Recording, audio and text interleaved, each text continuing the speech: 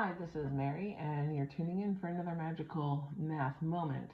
We're going to talk about factoring by GCF in this video, and that also includes grouping.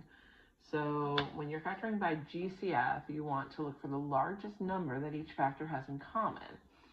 So when I look at 3, I want to see, since that's the smaller number, if it goes into 9, and it does. So in that case, I can go ahead and factor out a 3. Now, when you're factoring out, you are essentially kind of dividing both terms by that GCF. So 3x divided by 3 is just x.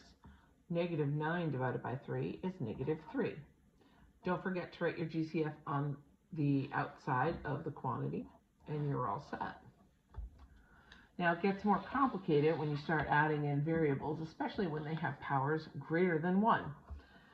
If you are dealing with a situation like this, where you've got an x squared and an x, the GCF is going to be the variable with the smaller power. So in this case, x to the first.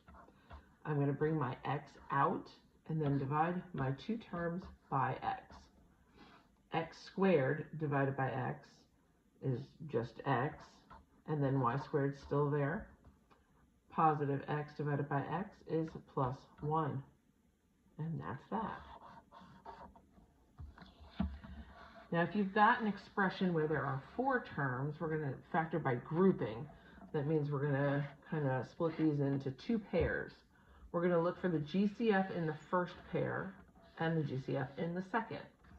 So the GCF in this first pair is a y. That means I'm going to be dividing both of these terms by a y. I get y squared divided by y yields y. Here, the y over y cancels. I'm left with negative 2. Over on this side, in this pair, I've got 3y and 6. 3 goes into 6 evenly, so I'm going to go with the 3. Always take the sign of that third term out with the GCF. So if this had been negative, we would be pulling out a negative 3 here, even though that kind of goes against the idea of it being a greatest common factor. So we've got a positive 3 out here. The 3's cancel in the first term. You're left with a y. Negative 6 divided by 3 is negative 2. Now, the idea here is that the greatest common factor is a quantity y minus 2. So the first factor is a y minus 2, and then my remaining GCFs from earlier make up your next quantity, y plus 3.